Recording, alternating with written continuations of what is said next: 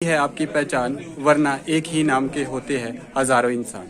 आज मैं ऐसी शख्सियत से आपको मिलाना चाहता हूं जो अपने काम से ही जाने जाते हैं, अपने कर्म से ही जाने जाते हैं। श्री प्रदीप शर्मा जी, ये लेक्चरर हिस्ट्री आज सेवानिवृत्त होने जा रहे हैं। सबसे पहले जानना चाहूँगा कि आपका जो कार्यकाल है वो कहाँ से शुरू हुआ और किन किन स्कूलों में आपने कार्य किया और किस तरह की चुनौती आपके कार्यों में आई। धन्यवाद। सबसे पहले 99 बैच में कमीशन से मैं लेक्चर के रूप में government senior secondary school Khaneti में जो मैंने ज्वाइनिंग दी और उसके बाद लगातार जो है कुमार सेन बड़ा गांव के बाद कोटगढ़ आदि स्टेशनों से होता हुआ फिर मैं यहाँ पर कुमार सेन में आया हूँ और ये मेरा सेवा क्षेत्र रहा है।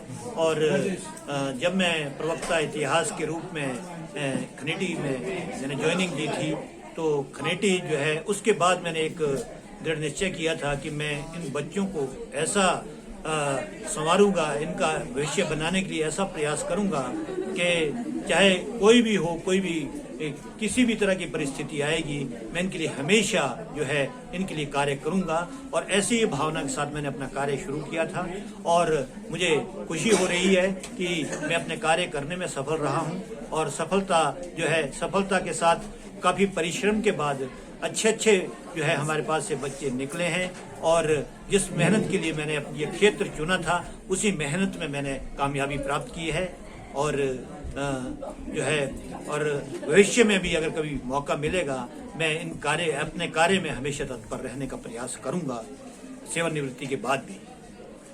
आपका कार्यकाल काफ़ी लंबा रहा है और बहुत सारे बच्चों का अपना जीवन संवारा है।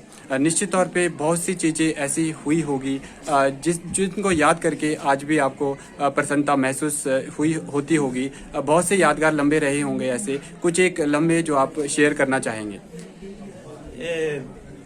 जब से मैंने इस कार्य क्षेत्र में ज्वाइन किया है बच्चों के साथ बच्चा ही बना हूँ और बच्चों के साथ जैसे बच्चा बना हूँ और मेरे को बच्चों के बीच ऐसा लगता था कि मैं जो है सब कुछ पा चुका हूँ, क्योंकि बच्चों के बीच रहना, उनके लिए कार्य करना ये बहुत बड़ी बात होती है। और साथ ही साथ जब मैंने कार्य किया तो मेरे खेल के क्षेत्र में मेरा बहुत प्रयास रहता था और खेल के साथ साथ जो सोशल एक्टिविटी में जो मेरी सबसे बड़ी प्रायोरिटी पर मेरा सब्जेक्ट था वो था समाज सेवा। समाज सेवा के क्षेत्र में जब मुझे मौका मिला एनएसएस के रूप में कार्य करने का तो एनएसएस के रूप में कार्य करने के लिए जो है तो एनएसएस के कई कार्य क्षेत्रों में मैंने काम किया है। पर्यावरण का मैं बड़ा प्रेमी रहा हूँ।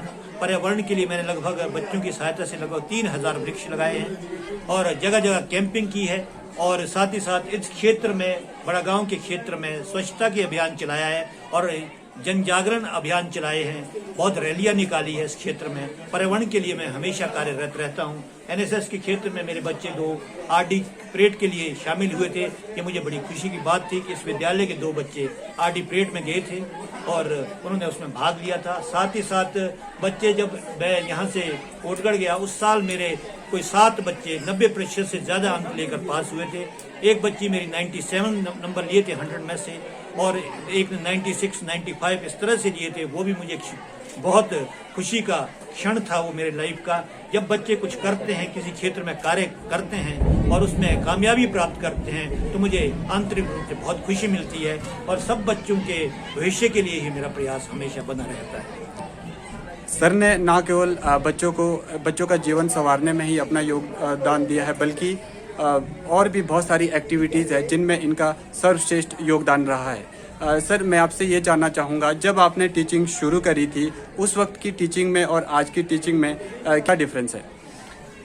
मैं उस क्षण को याद करता हूँ जब हम स्टूडेंट थे तो टीचरों का बहुत दबाव हमारे ऊपर रहता था और टीचरों की इतनी इज्जत होती थी, इतना प्रेम, इतना इज्जत करते टीचरों से, इतने डरते थे हम लोग टीचरों से कि टीचर के सामने आने से घबराते थे। समय के साथ साथ शिक्षा प्रणाली में बड़ा सुधार हुआ है। मैं तो व्यक्तिगत रूप से मैं ये आपको बताना चाहता हूँ, व्यक्तिगत रूप से मैं अपने बच्चों के साथ मित्रतापूर्ण ही व्यवहार किया है हमेशा।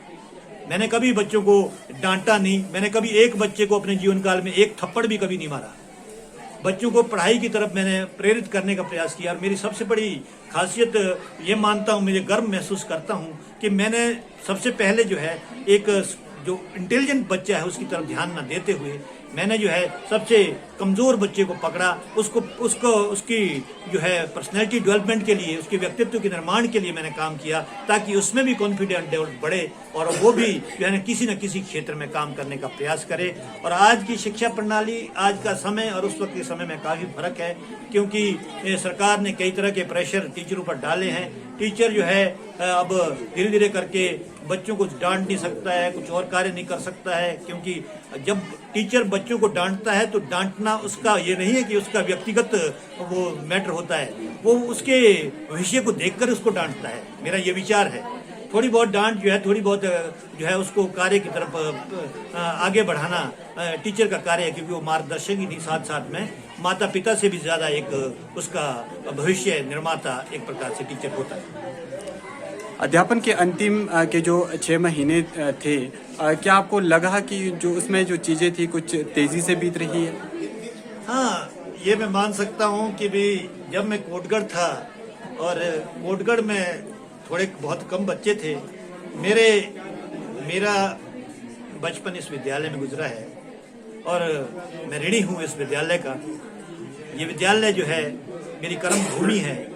जब मैं यहाँ पढ़ता था मुझे ऐसा लगा कि भाई समय बहुत जल्दी बीत गया। कारण ये था कि जिस कमरे में मैं मैट्रिक की, उसी कमरे से मैंने बच्चों को पढ़ाया प्लस 1 प्लस 2, और समय मैं चाहता था कि थोड़ा समय और मिलता है इन बच्चों के निर्माण के लिए, लेकिन अदरवाइज जो है मैं बहुत सेटिस्फाई हूँ अपने कार्य से। जो कार्य मैंने किया है मैं संतुष्ट हूँ।